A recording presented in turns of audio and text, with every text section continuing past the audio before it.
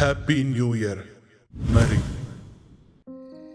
31 December சாயந்தரம் 6:30 மணிக்கு மேரி கையில் ஒயின் பாட்டில் பிடிச்சிக்கிட்டு லிக்கர் கடையில் வாசல் இருந்த டாக்ஸிக்காக காத்துக்கிட்டு இருந்தா.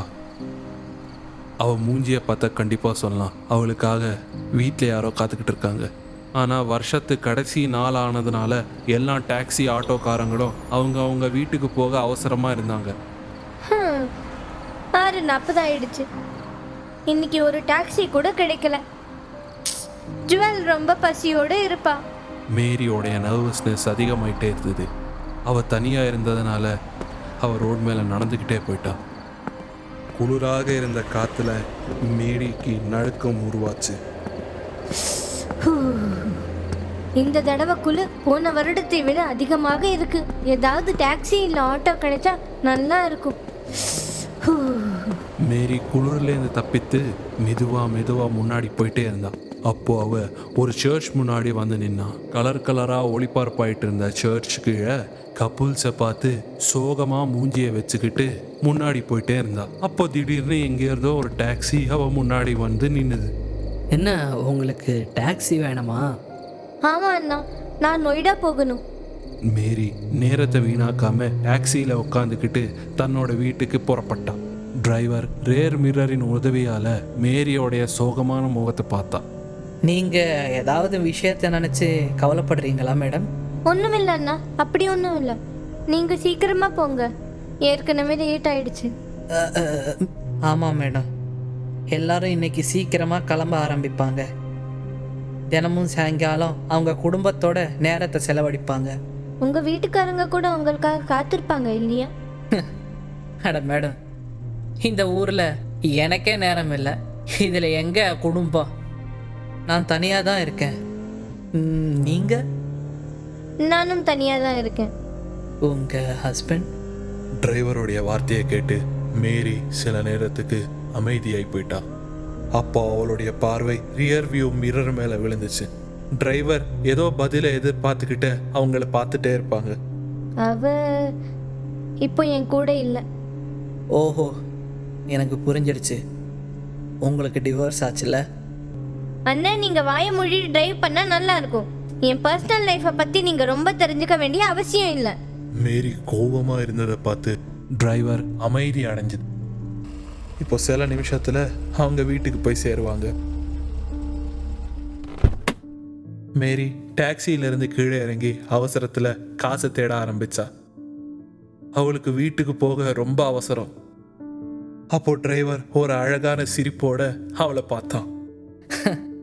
அட மேடம், இருக்கட்டும்.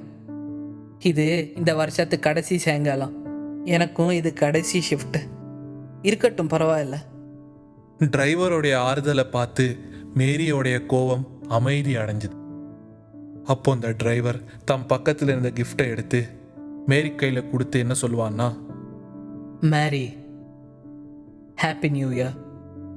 தன்னோட பேரு கேட்டு ஆச்சரியப்பட்டு மேரி அங்கேயே நின்றுட்டா. அவ ஒண்ணுமே சொல்லாம டிரைவர் கையில இருந்து அந்த கிஃப்டை எடுத்துக்கிட்டு டிரைவர் சிரிச்சுக்கிட்டு அங்கே இருந்து கிளம்பி போயிடுவான். மேரி அவசரத்துல லைட்ஸ் ஆன் பண்ணி நேரா கிச்சனுக்குள்ள நுழைஞ்சா. பேகுக்குள்ள இருந்து வைன் பாட்டில் 2 கேன் எடுத்து சீக்கிரமா அதை திறக்க ஆரம்பிச்சா. அப்போ தன்னோட பூனை ஜுவல் ஸ்லாப் மேல ஏற ஆரம்பிச்சா.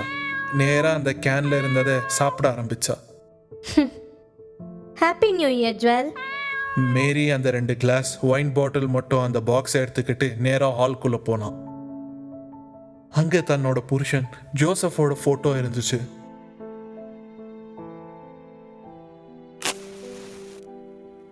Happy new year Joseph. நீ இந்த உலகத்தை விட்டு இன்னையோட மொத்தம் 1 வருடம் ஆயிடுச்சு.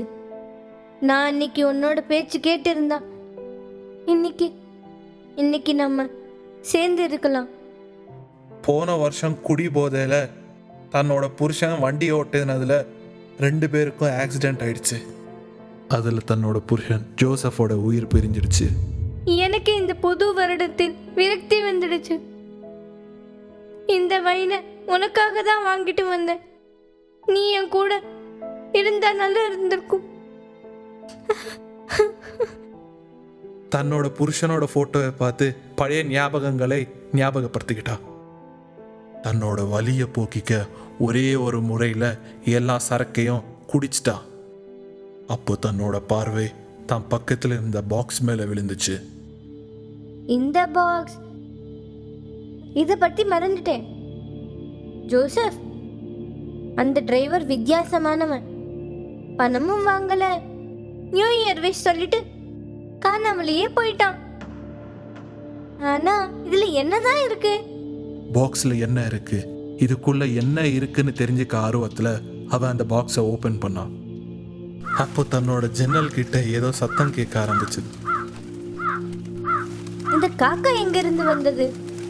இது இப்படியே குளிர்ல வெளியில இருந்தா குளிர்லயே செத்துடும். மேரி அந்த பாக்ஸை பக்கத்தில் வச்சு சீக்கிரமா அந்த ஜன்னலை திறக்க ஆரம்பிச்சா. சிலு சிலுன்னு இருந்த தணுப்பான காத்து அவ மூஞ்சியில வந்து பட்டுச்சு. திறந்ததுனால அந்த காக்கா உள்ளுக்குள்ள வந்துச்சு. இது என்ன?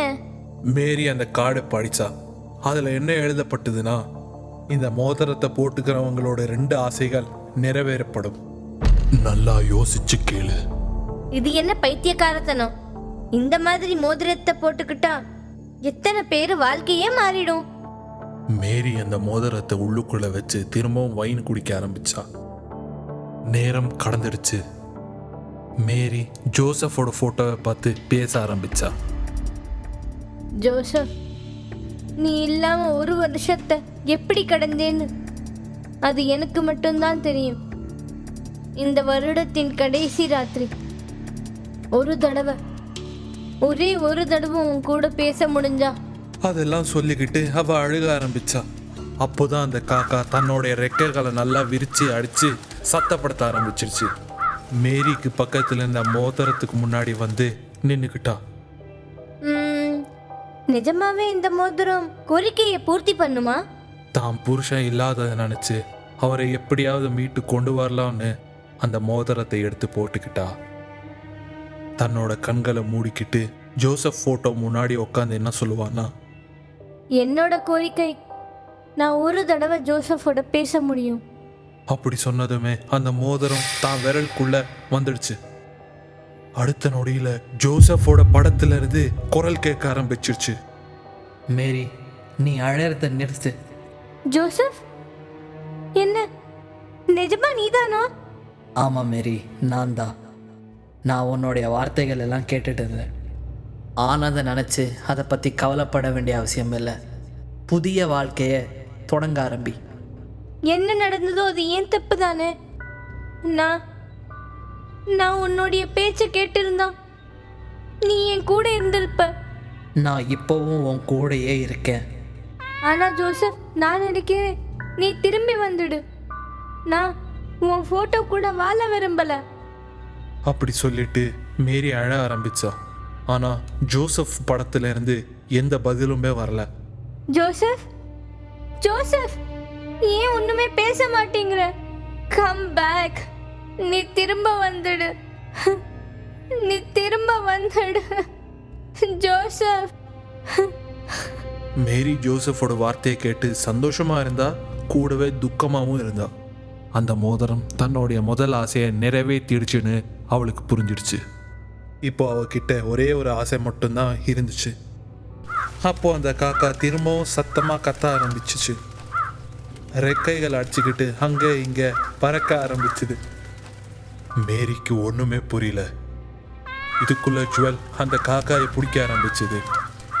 அதுக்கப்புறமா 2 பேரும் உள்ள போனாங்க. நிஜமாவே இந்த மோதிரம் கோரிக்கையை தீர்க்குது. ஆனா என்கிட்ட இன்னும் ஒரு கோரிக்கை தான் இருக்கு. கவலையா இருந்த மேரி தன்னுடைய ஆசைகளை நாசமாக்க நினைக்கல. அப்போ வெளியில ரோட் மேல இருந்து வர சத்தம் அதிகமாயிட்டே இருந்துச்சு. மேரி ஜோசஃபோடு படத்து முன்னாடி வந்து உட்காந்தா. என்னுடைய கடைசி கோரிக்கை, ஜோசப் திரும்பவும் உயிரோட வரணும். என்னையை விட்டு பிரியவே கூடாது. மேரி தன்னுடைய ஆசை சொன்னதுமே வீட்டினுடைய நிலைமை முழுவதும் மாறிடுச்சு. வெளியிலிருந்து வர காத்து வீட்டு முழுவதையும் தணுப்பாக்க ஆரம்பிச்சிருச்சு. அப்போதான் ஜோசஃபோடைய படம் தானாகவே எரிய ஆரம்பிச்சது. அதிலிருந்து எரிந்து போன பாதி ஜோசஃபோட பிணம் வெளியில வந்துச்சு. அட கடவுளே, என்ன நடக்குது? யார் இது? என்ன கண்டு பிடிக்கலையா மேரி? நீதானே என்ன கூப்பிட்ட. இப்போ நான் எங்கேயுமே போக மாட்டேன். நீ நீ நீ ஜோசஃபா இருக்க முடியாது. நீ நீ ஒரு பிணம்.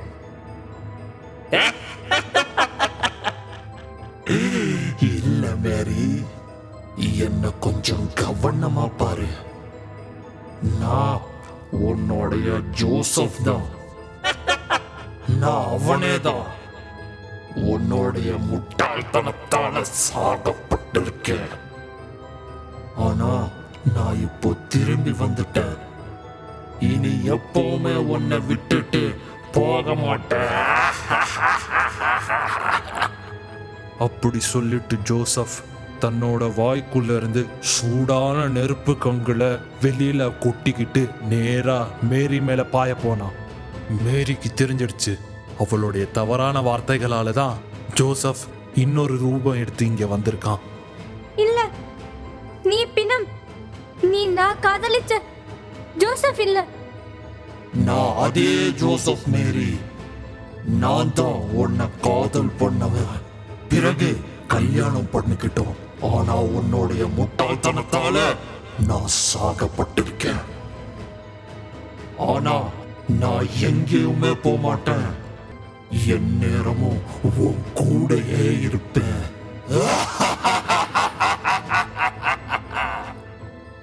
அட கடவுளே, நான் என்ன கேட்டுட்டேன்? நீ இங்க இருந்து திரும்பி போயிடு. திரும்பி போயிட்டா? இது நானேதான். நீ உன்னுடைய 2 ஆசைகளும் கேட்டுக்கிட்ட. இப்போ நான் என் நேரமும் உன் கூடயே இருப்பேன். இவ்வளோ சொன்ன ஜோசப் தன்னோட வாயிலிருந்து நெருப்பு கங்களை கொட்டிக்கிட்ட மேரிய கட்டிப்பிடிக்க போனான். அப்போ திடீர்னு ஜுவல் எங்கேருந்தோ வந்து ஜோசப்பை தடுத்து நிறுத்திடும். இப்போ மேரி தன்னுடைய உயிரை காப்பாத்த கீழே விழுந்த கத்தியை எடுப்பான். ஜுவல்! மேரி தன்னோட பலத்தை பயன்படுத்தி கத்தியால ஜோசப் மேல குத்த ஆரம்பிச்சா. அவன் ஜோசப் மேல கத்தியால குத்துக்கிட்டே இருந்தா. ஆனா அவனுக்கு ஒண்ணுமே ஆகாது. கோவத்துல ஜோசப் பயங்கரமா அவளை பார்த்து கத்த ஆரம்பிச்சான்.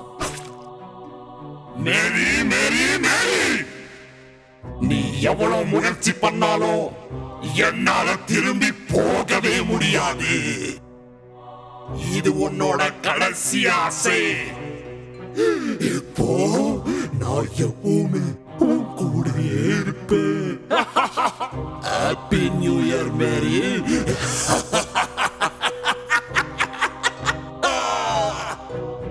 இத பார்த்து மேரி தன்னை தானே காப்பாத்திக்க வீட்டுக்குள்ள இருந்து வெளியில ஓடி போவா.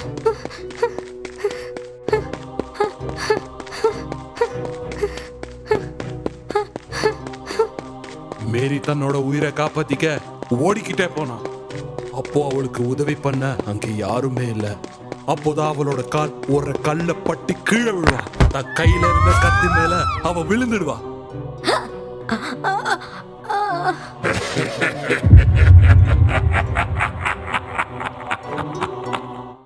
எங்களோட வீடியோஸ் உங்களுக்கு பிடிச்சிருந்தா உடனே லைக் பண்ணுங்க, எங்களோட சேனலை சப்ஸ்கிரைப் பண்ணுங்க. எங்களோட கார்ட்டூன் ஷோஸ முன்னாடியே பார்க்கிறதுக்கு பெல் ஐகானை பிரஸ் பண்ண மறந்துடாதீங்க.